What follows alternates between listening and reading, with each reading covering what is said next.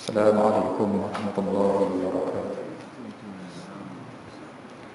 Alhamdulillahi rabbil alamin.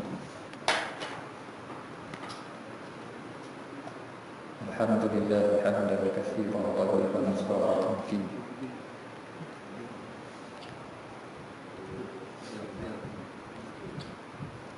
Asyhadu an la ilaha illallah wahdahu la syarika lah. Wa asyhadu anna sayyidana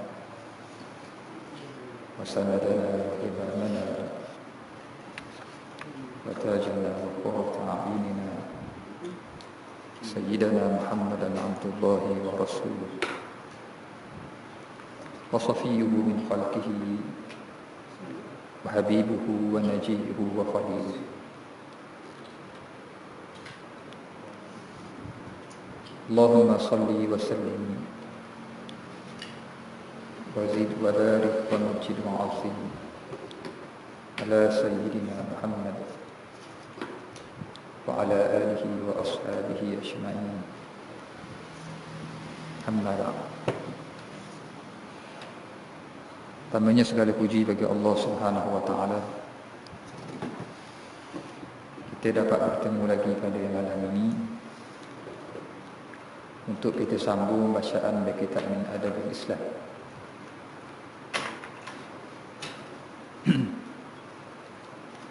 InsyaAllah pada malam ini kita sambung pada muqaddimah pengarang, pada muka surat yang pertama.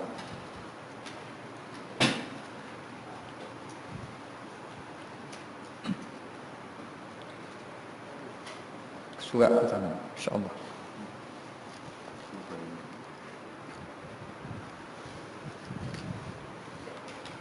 Bismillahirrahmanirrahim. Alhamdulillahi rabbil alamin. Bi afdali mahamidis sana'i alaihi wat ta'zim. Wassalatu wassalamu ala sayyidina wa nabiyyina Muhammadin bi akrami man shalla alaihi khaliquhul karim. Maksudnya dengan nama Allah yang Maha Pemurah lagi Maha Penyayang. Mana-mana kitab yang dikarang oleh ulama maka dimulakan dengan basmalah. Saya tidak bersyadang untuk memanjangkan syarahan. Sekadar untuk saya sebut bahawa memulakan dengan basmalah yang menjadi amalan para ulama ketika mana menulis kitab ini adalah yang pertamanya kerana meniru bagi Al-Quranul Karim. Ini bila dimulakan tiap-tiap surah dimulakan dengan Bismillahirrahmanirrahim, kecuali surah At-Taubah. Yang kedua kerana meniru baginda Rasulullah sallallahu alaihi wa alihi wasallam. Bila Nabi nak tulis surat kepada pembesar Rom, pembesar Parsi, untuk mengajak kepada Islam, Nabi mula dengan basmalah. Yang ketiga ialah kerana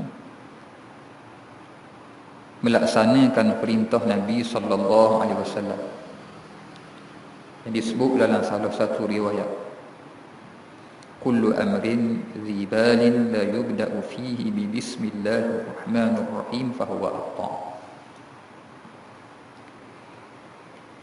Tiap perkara, kullu amrin dhi balin, yang mempunyai nilai kepentingan, yakni syarak melihat benda itu penting, yakni di sisi syarak benda itu ada nilai, di benda itu diberi perhatian oleh syarak, yang tidak dimulakan dengan Bismillahirrahmanirrahim,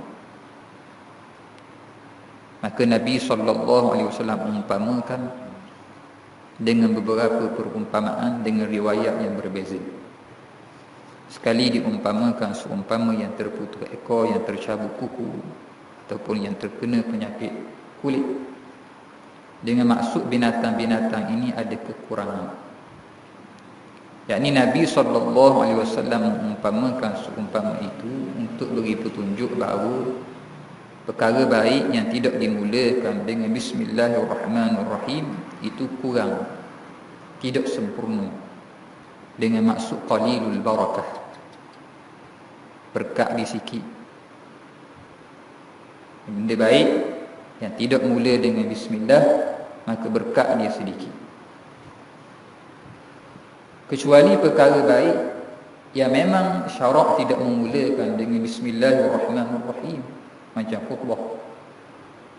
Kerana khutbah dimulakan dengan alhamdulillah.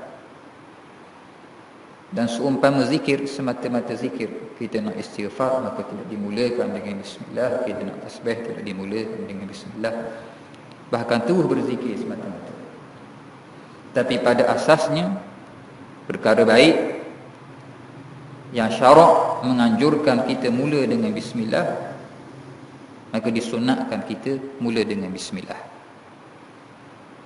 Maka bersempena dengan kita mengaji kitab adab, maka difahami di sini bahawa di antara adab yang perlu dijaga ialah kita sentiasa melazimi bismillahirrahmanirrahim atas tiap-tiap pekerjaan kita. Apa faedah bila kita mula kerja dengan bismillah? Faedahnya bila kita nak buat sesuatu, maka kita akan pilih untuk buat benda baik sahaja. Kerana pekerjaan yang baik sahaja dianjurkan kita baca bismillah. Adapun sekiranya kita buat perbuatan buruk, perbuatan yang haram, maka baca bismillah, memulakan dengan bismillah hukumnya haram. Doakan kita nak buat maksiat, kita baca bismillah. Yakni seseorang yang melazimi baca bismillah, di antara faedahnya terpelihara dia daripada maksiat kepada Allah Subhanahu wa taala.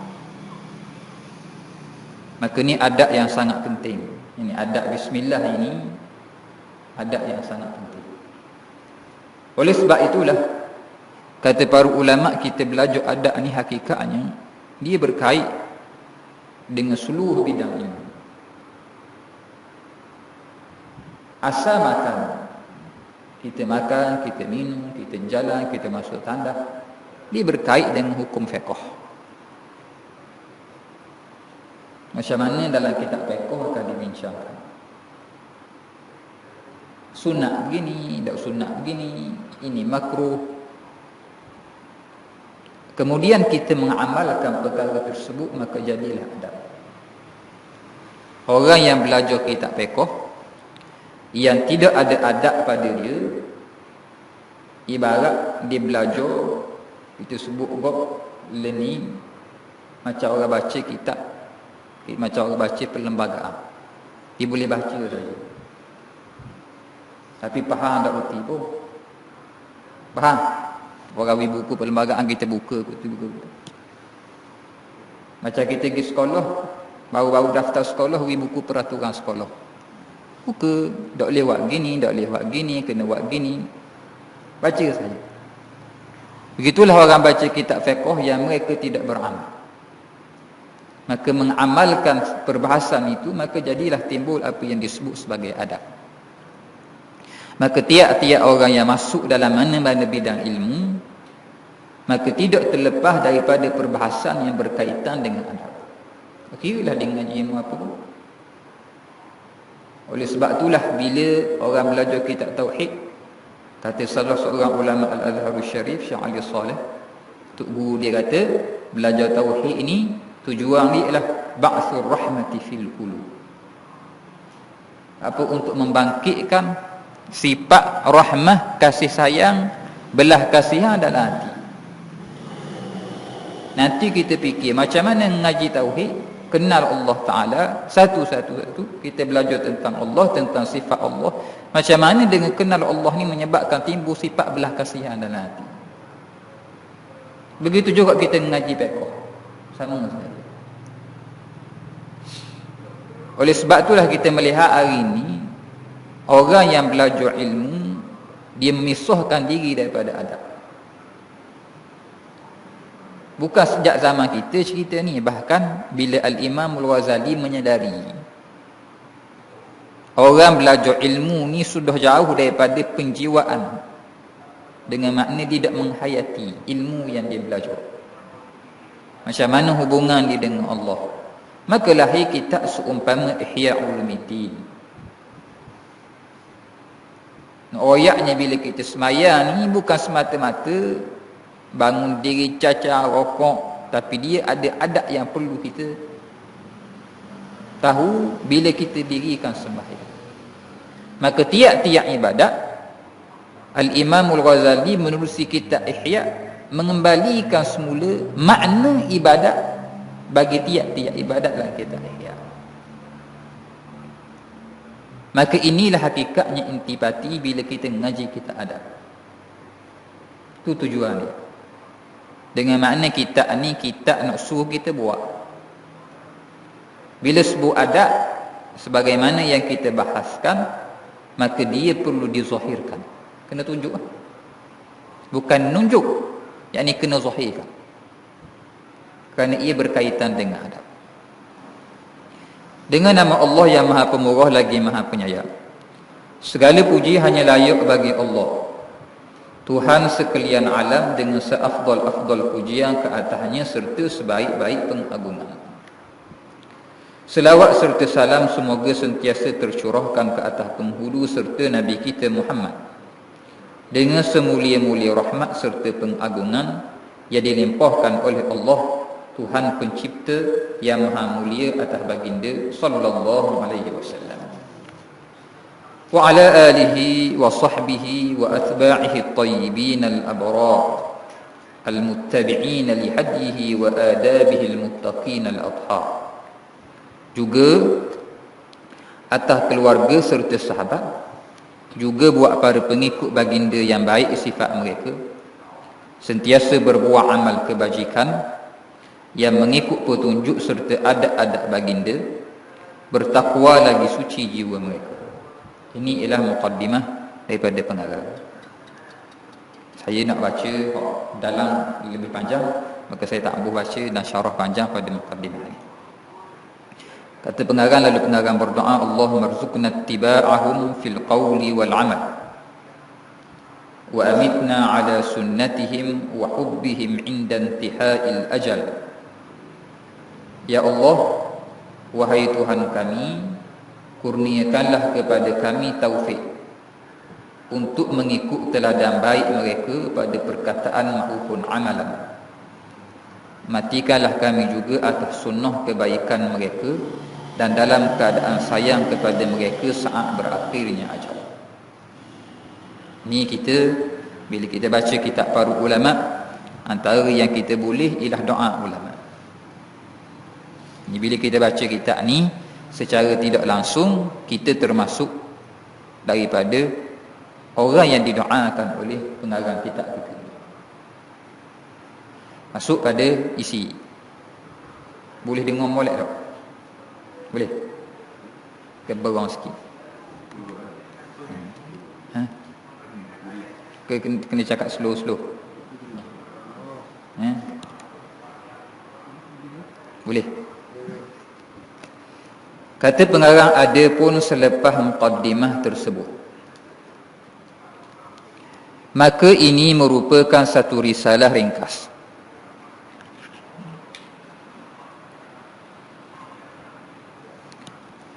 Maka ini merupakan satu risalah ringkas.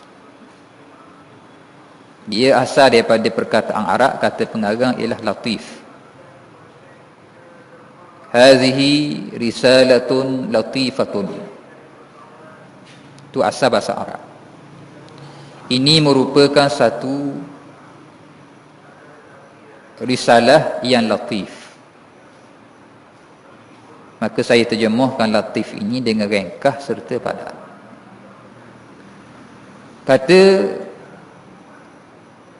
guru yang saya dengar syarahan ini daripada dia, iaitu Al-Habib Ahmad Al-Maghdi. Siapa dekat latif ini, kata Al-Habib, kata Syekh, pengarang kita ini seorang yang zauqi, yakni dia menghayati tiap-tiap apa yang dia untuk sampaikan pada kita. Perkataan dia, perbuatan dia, kelakuan dia, tingkah laku dia, dia tidak akan lari daripada adab. Ini Syekh Abdul Fattah Abu Ghuddah. Sehingga kan dengan sebab teliti dia dan beraluh dia, bila dia nak tulis kitab, maka dia pilih perkataan-perkataan yang sesuai, sebagai tanda dia beradab dengan ilmu dan sesuai dengan kitab ini merupakan kitab adab. Maka apa kata pengarang? Hadhihi risalatun latifatun. Ini merupakan satu risalah yang latif. Latif ni banyaklah nak terjemahnya. Seni, halu.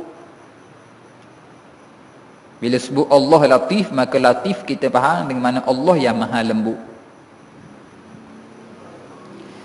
Kenapa pengarang kita pilih perkataan latif? Pengarang kita tak ambuh guna perkataan yang dia rasa tak sesuai dan tidak beradab. Apa ganti dia? Hazihi risalatun saghiratun. Ini kitab kecil. Tapi pengarang tak berguna perkataan kecil, untuk ajar kita bahawa bila bincang bab ilmu, apatah lagi ilmu tu ilmu adab, maka dia bukan benda kecil. Dia benda yang sangat besar. Maka tidak boleh ataupun tidak beradab sekiranya dinisbahkan ilmu itu dengan kecil. Maka pilih perkataan latif, tidak pilih perkataan saghir, tak pilih perkataan ini risalah kecil, tak pilih.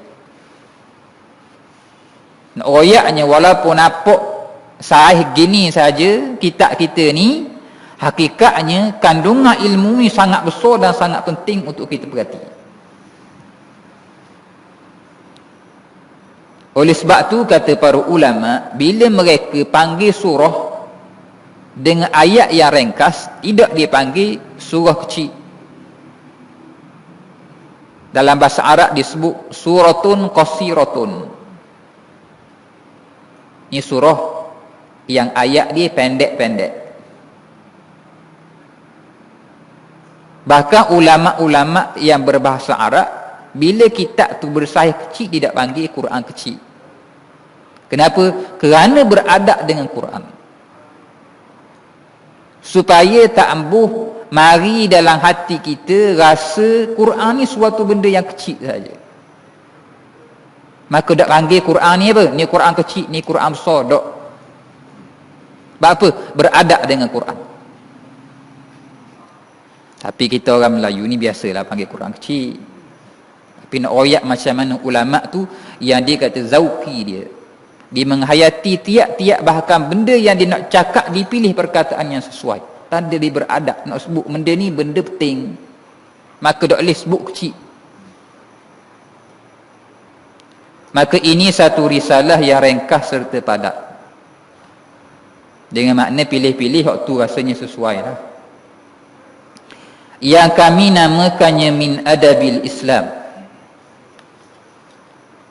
ataupun kita tulis dalam bahasa Melayu adab-adab pilihan dalam Islam. Asal gini, perkataan min, huruf ja dalam bahasa Arab ini dia banyak makna. Maka min sini litab'id, menunjukkan kepada sebahagian, yakni sebahagian daripada adab-adab Islam yang banyak. Nak oyaknya kitab ni bukan ada belaka adab Islam, tapi ada sejumlah yang dipilih daripada adab Islam, dan jumlah itu tidak banyak. Dengan maksud bahawa ini satu latihan untuk kita jadi umat Islam yang beradab. Tetapi sekiranya kita nak jadi lebih beradab, kena cari lagi kitab yang membincangkan tentang adab.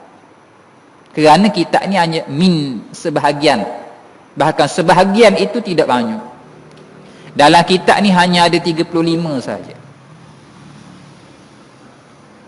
Maka bila dia kecil, bila dia sedikit 35 sahaja, maka kita sebut dia sesuai untuk kita sebagai orang yang baru mula-mula belajar untuk jadi orang beradab.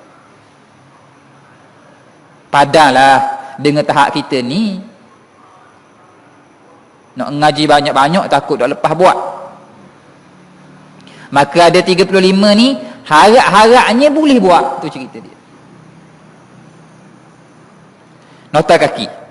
Ni nota kaki, tiap-tiap nota kaki dalam kitab ni ialah nota kaki pengarang, bukan nota kaki saya. Risalah ini dengan judul asalnya dalam bahasa Arab Min Adabil Islam. Telah dicetak sebanyak 7 kali dengan dilampirkan bersama pada akhir kitab Risalah Al-Mustarsyidin karangan Al-Imam Al-Harith Al-Muhasibi rahimahullah. Dicetak secara ringkas dalam 7 halaman. Dengan mana asalnya Syekh kita ni buh cerita ba'adat ni belakang kitab Risalah Al-Mustarsyidin. Ni kitab tasawuf karangan Al-Imam Al-Muhasibi. Kerana Syekh Abdul Fattah dia tahqiq dan dihuraikan perbahasan kitab Risalah Al-Mustarsyidin dengan syarahan yang sangat panjang. Belakang kitab tu dia buh kitab Min Adabil Islam. Bicara lebih kurang 7 muka surat cerita ba'adat. Lepas 7 kali cetok, maka Syekh buat keputusan untuk hak 7 asalnya tulis 7 kali itu buh belakang sekali sebagai lampiran bagi kitab Risalatul Mustarsyidin buat suku. Yang ni duk typet sekali dah.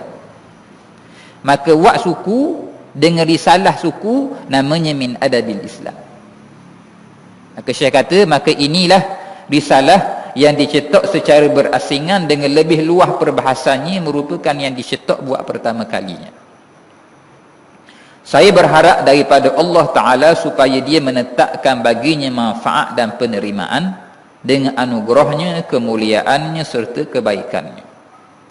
Lalu Syekh kata, tanbih, ini suatu peringatan, jagaan, hadis yang dimuatkan dalam risalah ini sama ada hadis yang sahih ataupun hasan. Dengan makna tiap-tiap hadis dalam kitab kita ni jangan bimbang. Hadis yang kuat yang boleh jadikan hujah. Tapi bukan maksud hadis dhaif kena tolak. Macam setengah orang,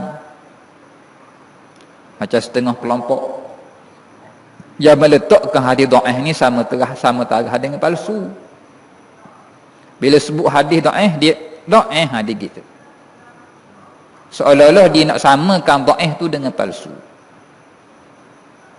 Bahkan padahal sudah disebut dan dinyatakan dalam kitab-kitab ulama hadis bahawa diterima hadis yang dhaif dalam bab fadailul a'mal. Cerita bab kelebihan-kelebihan amal, maka sebut hadis dhaif, maka tak ada masalah. Beramal dengan hadis dhaif, maka tak ada masalah.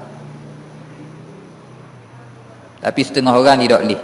Bunyi hadis dhaif, dia rasa macam kotor sangat hadis dhaif. Jiwa tu kotor. Bukan hadis tu kotor.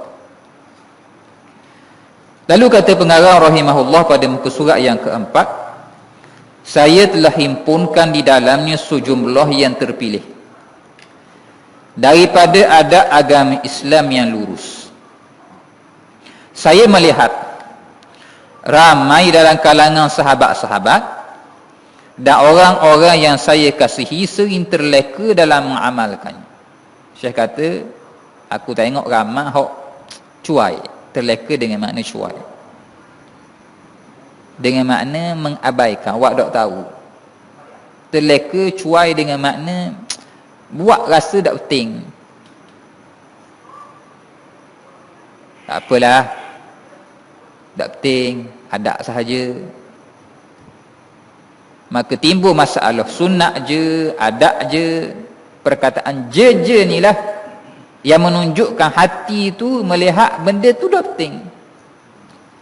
Tak apa, sunat je, makruh je, adab je. Maka tidak boleh dijekan. Kenapa tidak boleh dijekan? Bila kita baca kitab macam kitab Misbahul Munir, bila pengarang kitab Misbahul Munir dia cerita pada huraian kedua pada menyatakan hukum syarak, maka bila cerita bab sunat dan diterang pasal hukum taklifi sunat, apa disebut?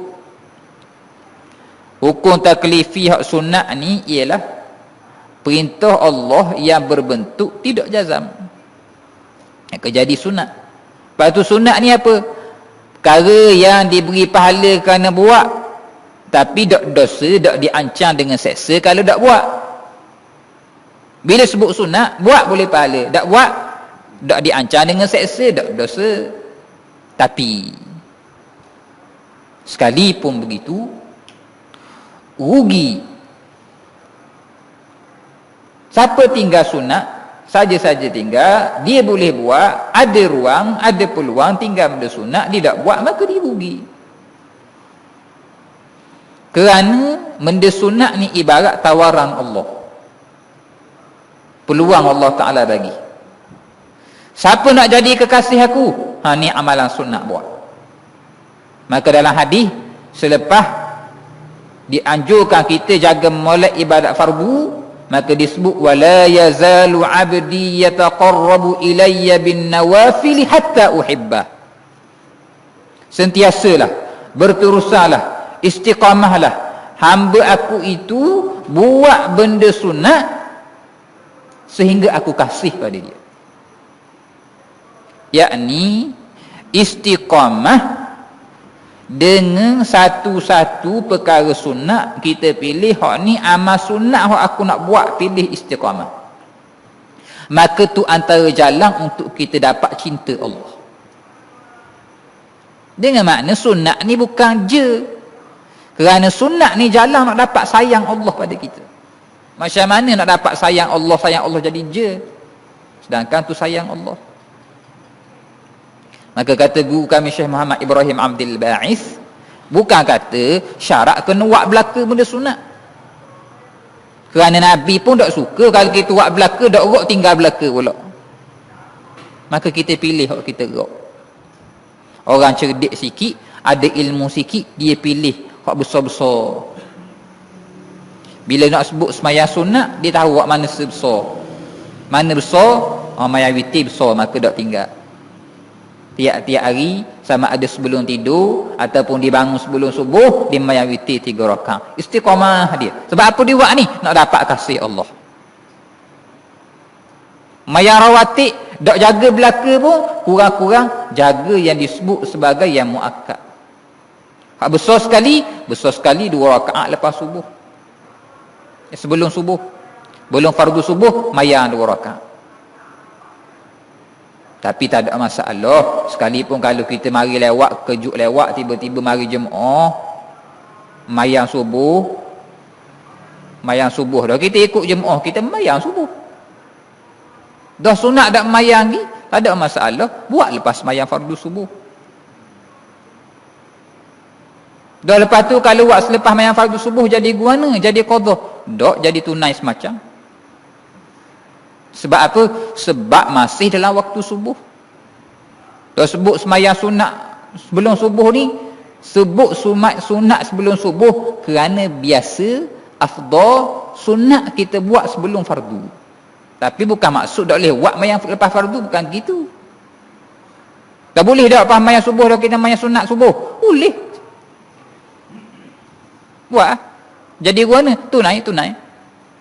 Sebab apa? Nak jaga Nabi janji sembahyang sunat 2 rakaat subuh ini, sunat fajar ini lebih baik daripada dunia dan segala isinya. Kerana fadilat besar. Maka sunat tak jadi je, tak. Sebab apa? Kerana pada amal sunat itu ada janji besar daripada Allah. Kalau sunat ni je, apa Nabi kata lebih baik daripada dunia dan segala isinya. Tapi dalam keadaan gitu, kata Syekh, saya melihat ramai dalam kalangan sahabat-sahabat dan orang-orang yang saya kasihi sering terleka dalam mengamalnya dan tersalah dalam memahaminya. Lepas tu salah faham pula, tak kena cara maksud ni. Baik lelaki maupun perempuan, justeru saya menghimpunkan adat-adat tersebut dengan tujuan untuk mengingatkan mereka semula tentangnya. Sedangkan saya bukanlah orang yang terbaik berbanding mereka semua dalam mengamalkannya. Dan bukan bermakna saya tidak berhajat dengan yang berbanding mereka. Ni rendah diri para ulama. Kata aku bukan maksud aku baik sekali dah. Bukan maksud aku cukup dah. Tapi kalau kita tengok syekh dan kita kenal syekh, kita kata syekh lah baik sekali. Tapi tawaduk. Lalu kata syekh, usaha ini adalah semata-mata atas asas saling menasihati dengan kebenaran dan kesabaran. Juga kerana mematuhi perintah Allah yang jelas dalam Al-Quran. Wa dzakir fa inna dzikra tanfa'ul mu'minin. Surah Az-Zariyat ayat 55, maksudnya, dan tetap tekunlah engkau memberi peringatan, kerana sesungguhnya peringatan itu mendatangkan manfaat kepada orang-orang yang beriman. Mudah-mudahan Allah Ta'ala mengurniakan manfaat kepada saya dan mereka semua dengan setiap peringatan tersebut. Ini adab dalam berdoa. Mula-mula kita minta untuk kita dulu, kemudian kita minta untuk orang lain. Bahkan kita minta kepada semua orang beriman. Yang ini mudah-mudahan jadi manfaat, dapat manfaat lah. Kata syekh, aku sendiri, orang lain juga, bila dengar orang nasihat, orang bagi peringatan, boleh ambil manfaat. Begitu juga dengan risalah ini dan selainnya. Begitu juga bila baca risalah aku ni, yakni kitab kita ni, dan juga kitab-kitab lain pun dapat manfaat.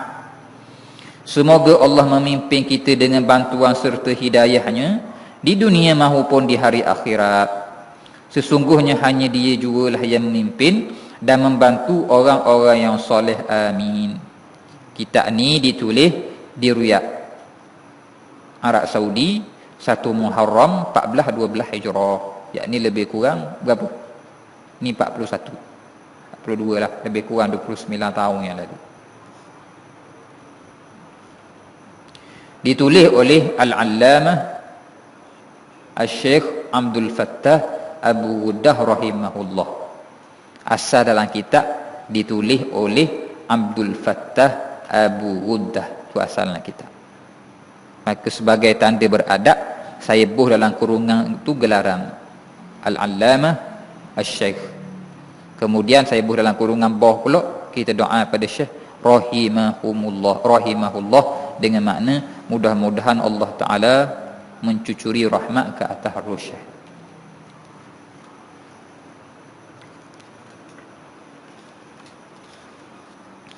Lalu dalam kitab dia ada sikit atas, di bawah tepi gitu, dia kata Islam itu satu penghayatan. Al-Islamu zawqun. Islam itu satu penghayatan, dengan makna kita menjiwai agama. Adab itu lambang kesempurnaan. Lalu kata Syekh, sesungguhnya agama Islam yang lurus ini memiliki pelbagai adab dan akhlak yang terpuji, melibatkan setiap urusan daripada seluruh urusan hidup ini. Dengan makna cerita bab adab ni ada pada segala segenap penjuru. Segala perkara ada cerita bab adab. Siapa guana lihat nota kaki nombor 3. Sehingga kan dalam sekecil-kecil perkara seperti dalam urusan masuk ke tandas dan keluar daripadanya, cara duduk di dalamnya dan cara untuk beristinja. Cerita tandas pun Islam cara. Nak masuk tandas guana, nak keluar tandas guana, nak duduk dalam tandas guana, kaki nak basuh guana. Dengan makna benda tu Islam cara.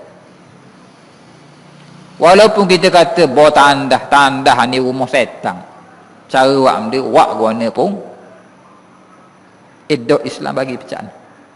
Kalau tandah hak gitu semua ada adab macam mana kalau sebut surau masjid yang jadi rumah Allah.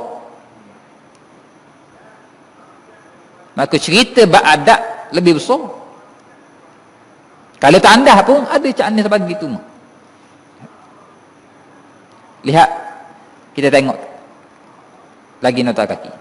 Sehingga kan terdapat sebahagian musyrikin bertanya kepada sahabat agung Sayyiduna Salman Al-Farisi radhiyallahu anhu,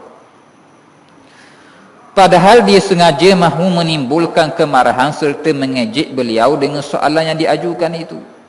Yakni Yahudi ni bukan nak tanya sangat, nak nganyi je. Tujuan bukan nak tanya, nak nganyi. Apa dia ditanya? Tanya nak nganyi, ngasar dia. Kata sesungguhnya Nabi kalian mengajarkan setiap perkara sehingga kan yang berkaitan buang air.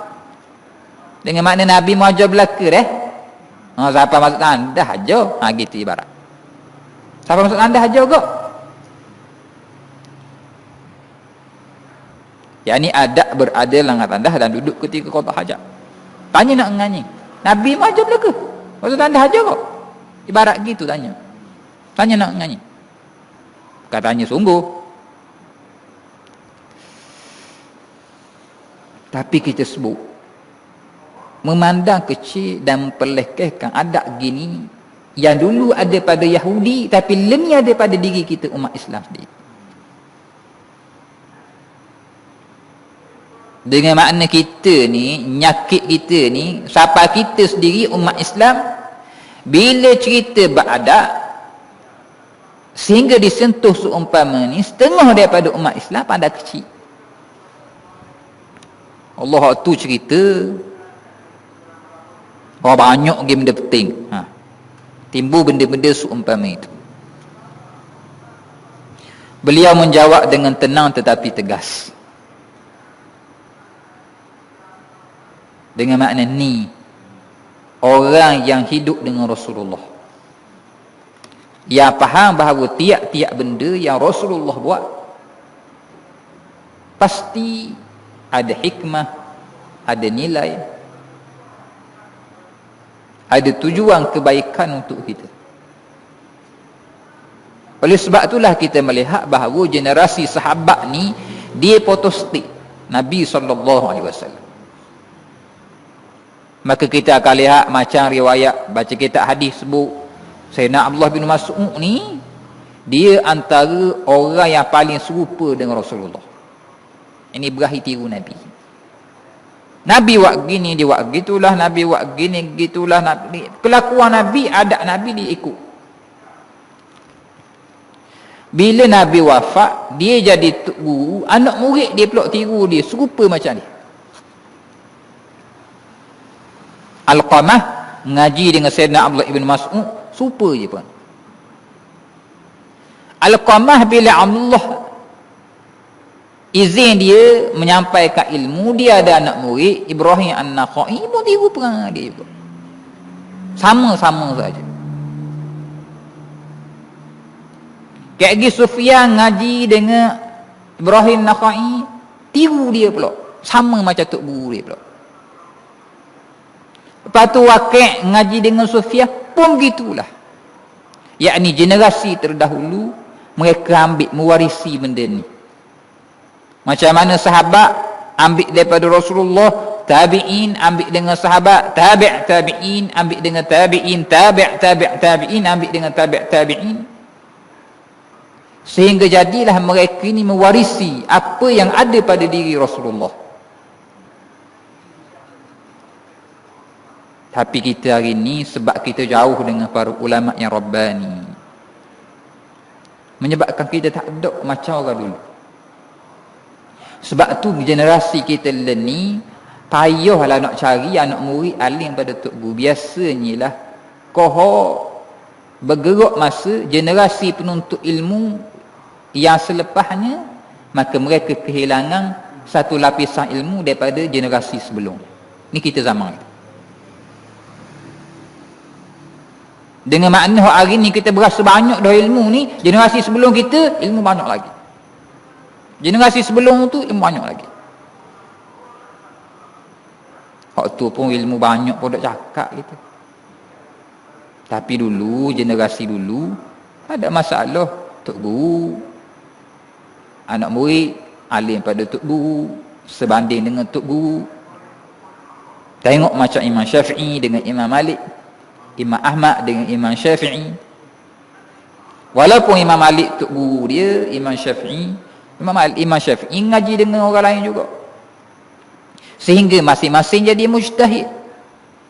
Orang ni mujtahid, Imam Syafi'i mujtahid, Imam Ahmad mujtahid, Imam Malik mujtahid. Padahal mereka itu hubungan mereka ialah murid dengan guru.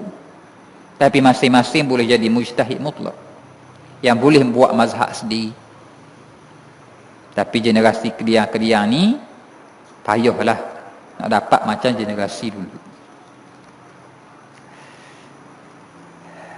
Maka beliau menjawab dengan tenang tetapi tegas. Dengan makna dia faham bahawa ni bukan benda yang kecil dan remeh.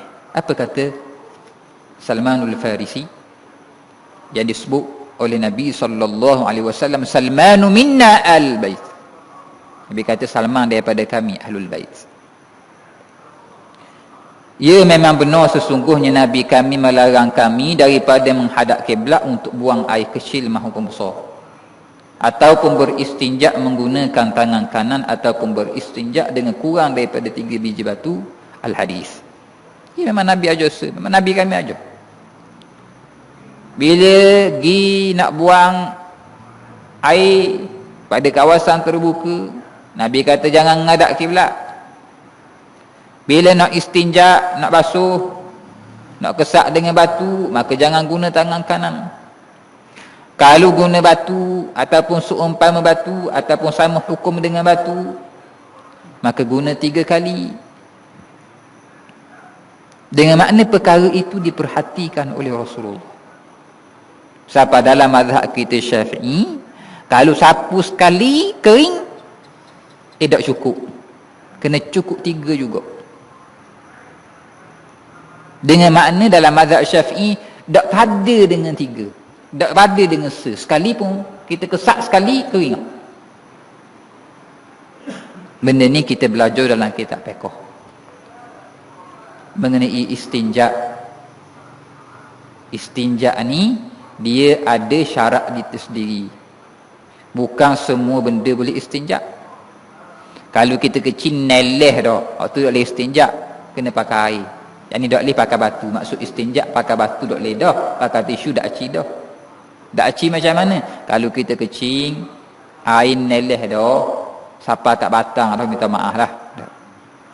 Kita pun kesak dengan tisu, kita pun pakai seluar, maka tak pada, maka jadi najis. Sebab apa? Dia ada syarat. Dalam kitab Safinah sebut lebih kurang 8. Dengan makna kena faham pula, nak guna batu ke, nak guna tisu ke, gicel logok bahan daun ke, tak kira lah. Dia bukan boleh pakai gitu saja. Kecil neleh pun bahan batu mayang gitu, tak ci. Jadi cara dia ni kita akan belajar dalam kitab fiqh. Dengan makna bila diperincikan gitu sehingga perkara itu diperhatikan oleh syarak. Gitu hang gitu. Walaupun sebut istinja, sebut istinja. Asal tak kira lah pakai air ke pakai batu ke, tapi bila sebut pakai batu dia ada cara dia.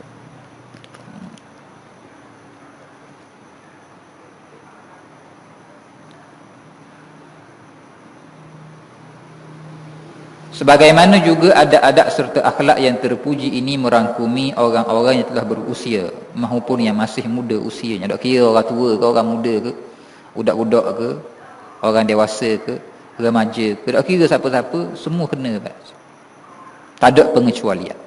Juga merangkumi lelaki maupun perempuan. Orang lelaki ke orang perempuan sama saja. Cerita beradab ni semua kena beradab. Hal ini demikian kerana golongan perempuan itu sebanding dan seumpama golongan lelaki, sebagaimana yang pernah disabdakan oleh Nabi SAW.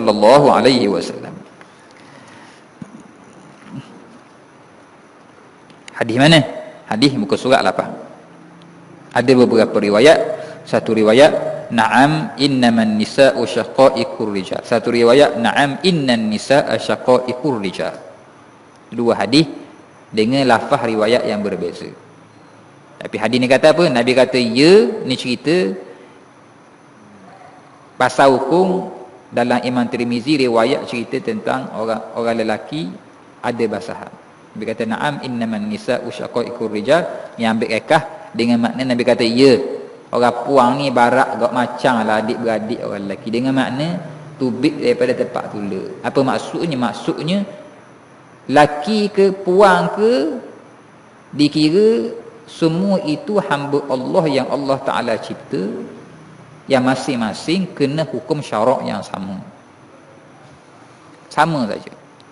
Lalu dalam bab ni maka Al-Imam Al-Khattabi syarah sikitlah pada kita. Apa kata Al-Imam Al-Khattabi? Iaitu perempuan itu sebanding dan setara lelaki pada penciptaan, tabiat, hukum hakam syariat, melainkan pada perkara yang mempunyai dalil mengkhususkannya untuk lelaki ataupun mengkhususkannya untuk perempuan. Dengan mana asal sama je lah, tak ada beza pun hukum lelaki perempuan ni, kecuali syarak kata ni untuk lelaki saja, ni untuk perempuan saja. Jumaat wajib lelaki saja. Orang perempuan rezeki, apa orang lelaki saja. Orang puan nak pergi kat Jumaat, orang nak pergi sila, tak ada halang. Orang lelaki tak puati, orang puan sedap lah. Saya bulan puasa, dia ada amal waktu di boleh rehat, ganti waktu lain. Kita kena puasa 30 hari, 30 hari, ada 29 hari, 29 hari. Tak payah deki lah. Ni syariat yang berapa perkara, yang ada yang melibatkan laki-laki saja, ada yang melibatkan perempuan saja, tapi secara umum laki puan sama, bab lain sama saja, ada beza. Maka mana-mana adat Islam yang dituntut daripada kaum lelaki, dituntut juga daripada golongan wanita dengan tuntutan yang sama. Kalau syarak suruh orang lelaki beradab, orang puan pun syarak suruh beradab juga. Syarak kata kullil mu'minin yaghuddu min absarihim, katakan pada laki-laki yang beriman, hendaklah mereka tundukkan pandangan-pandangan mereka. Orang lelaki jaga pandangan, orang lelaki je ke? Tak. Kullil mu'minati yaghudduna min absarihim. Orang puan kena jaga kau. Tapi kalau biasa cakap, orang lelaki kena jaga pandangan, orang puan layak. Sama je hukum. Hukum hari sama je. Sebagaimana orang lelaki kena jaga pandangan, orang puan kena jaga pandangan. Kalau orang lelaki tak boleh main tengok orang puan kita, orang puan tak boleh kan main tengok. Oh semak, oh dia. Sama je. Beza dia. Hukumnya sama saja. Hal ini demikian kerana sesungguhnya kedua-duanya lelaki dan wanita akan membentuk identiti masyarakat Islam, dan dengan kedua-duanya juga Islam itu ditonjolkan dan diperkenalkan pada umum. Sebab apa? Orang kena Islam ni mesti orang lelaki muslimin muslimat kena baik belaka. Kalau muslimin saja baik tak jadi, kalau muslimat saja baik tak jadi. Kalau bila sebut Islam ni tak kira lelaki dan puan kena jadi baik belaka, baru Islam ni nampak baik. Sesungguhnya Islam telah menyeru kita kepada adat-adat tersebut dan memberi dorongan supaya diamalkannya bagi melengkapkan lagi kepribadian mukmin dan memastikan keserasian hidup sesama manusia. Tidak syok lagi. Bahawasanya menghiaskan diri dengan adat-adat dan sifat-sifat mulia tersebut merupakan salah satu faktor yang menambahkan lagi keindahan tata tusila dalam kehidupan seorang muslim, memancarkan lagi kebaikan pada dirinya, memupuk kecintaan pada peribadinya, di samping mendekatkan dirinya di hati dan jiwa manusia. Adat-adat yang disebut di sini adalah termasuk daripada intipati sebenar kepada syariat Islam dan tujuan-tujuan pensyariatannya. Jadi penamaannya sebagai adat bukanlah bererti perkara ini merupakan sesuatu yang remeh dalam hidup dan tingkah laku seharian, yang mana seseorang itu boleh memilih untuk mengamalkannya maupun meninggalkannya, ataupun sekiranya diamalkan lebih baik. Ini bukan cerita gitu. Tapi hakikatnya adat ni intipati syariat, tujuan pun syariatan, di maqasid syariat, dengan mana Islam suruh buat. Hak itulah nak suruh nampak Islam. Berkata Al-Imam Al-Qarafi rahimahullah dalam kitab beliau iaitu Al-Furu', ketika berbicara tentang kedudukan adab daripada amal dan menerangkan bahawa adab itu didahulukan berbanding amal. Ketahuilah olehmu, sesungguhnya adab yang sedikit itu lebih baik daripada amal yang banyak. Oleh sebab itu Syekh Ruwaim rahimahullah, seorang alim lagi soleh, pernah menyebut kepada anak beliau, wahai anak kesayanganku, jadikanlah amalmu itu bagaikan sukatan garam dan adabmu itu bagaikan sukatan tepung. Bermaksud hendaklah kamu perbanyakkan adab dalam hidupmu sehingga ukuran banyaknya adabmu itu berbanding amal seumpama jumlah tepung dibandingkan dengan sukatan garam yang dimasukkan dalam sesuatu adunan. Adab yang banyak beserta amal kebaikan yang sedikit adalah terlebih baik berbanding beramal dengan banyak tetapi kurang adab. Ni cerita Syekh Ruwain kata, kita ni ibaratnya amal ni macam dia. Amal macam garam, adab macam tepung. Ibarat dia ni, ibarat cerita tentang macam kita nak buat kuih lah, nak buat jepuk. Kalau kita nak buat jepuk, kalau kita pakai gandum 1 kilo, kita sudu 2 sudu garam.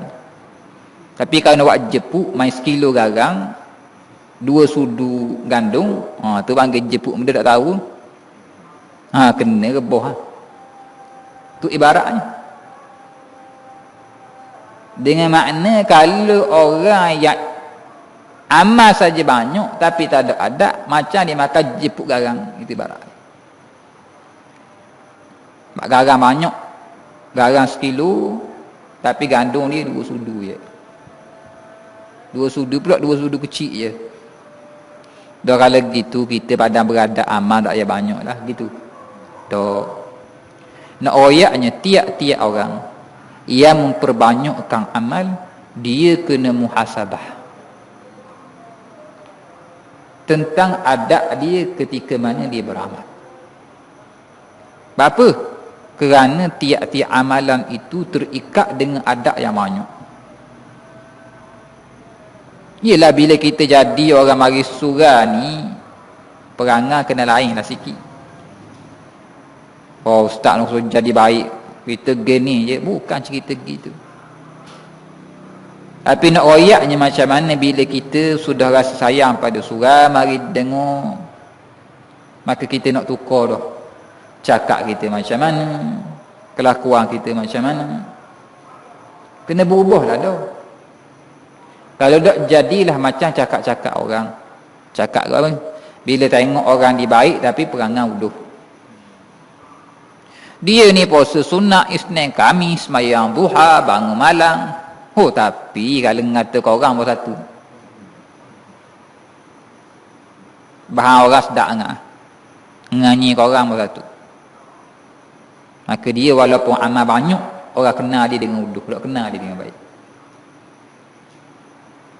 Maka sebab tu bila orang beramal seolah-olah ada satu bebanan atas dia untuk diperhatikan. Amal dia itu disulami dengan adab ataupun tak. Itu cerita dia. Maka ni maksud. Dengan makna bila kita nak tambah amal, dalam waktu yang sama kita terikat dan kita kena perhati. Amalan kita ni benda adab yang perlu kita jaga. Itu cerita dia. Bukan kata tak payah beramal. Tak payah beramal banyak-banyak. Kita kata beramal tak payah banyak. Beradab kena banyak. Beradab ni beradab hak sakut dengan amal. Macam kita sebut masuk tandas. Kena adab gini ke adab gini. Banyak. Adab masuk tandas banyak dah. Tu adab masuk tandas. Adab mari surah, adab belajar. Sebab tu kita sebut bila belajar ni, adab belajar ada kitab. Nak royaknya satu amal bersangkut dengan adab yang banyak. Lalu kata Syekh saya, Syekh Abdul Fattah Abu Wuddah rahimahullah pula mengatakan, apabila terlihat pada sebahagian adab-adab yang dibincangkan ini sesuatu yang nampak biasa sahaja serta jelas telah diketahui dan mudah difahami, namun bukanlah suatu kepelekan untuk mengingatkan kembali tentangnya. Hal ini demikian kerana bukanlah sedikit daripada kita semua tersilap dalam perkara-perkara yang mudah dan memang diketahui umum seperti itu. Lantah kesilapan tersebut menjatuhkan ketinggian peribadinya sebagai Muslim, padahal sepatutnya peribadi Muslim itu mempunyai keistimewaannya yang tersendiri dengan ciri-ciri keindahannya, kesempurnaannya serta identitinya yang hebat. Ini kalau kita kayak gini, siapa masuk cerita ba'adak kayak kita tengok, cerita ni Syekh sebut kok. Bukan kita tak tahu je. Syekh kata mu jangan pelik lah. Sebab apa?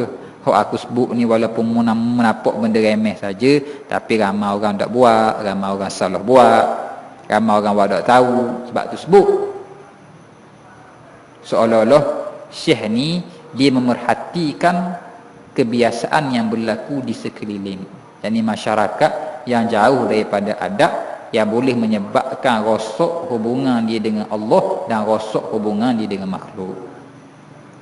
Maka dibuat kitab ni untuk mengembalikan semula hubungan dengan Allah dan menjaga dalam waktu yang sama hubungan dengan makhluk. Lalu kata pengarang, sebagaimana perkara itu pernah ditunjukkan melalui sabda Sayyiduna. Akan datang 2 minggu akan datang kita bincang, sebab pengarang kita bincang sikit dan setuh bab Sayyiduna.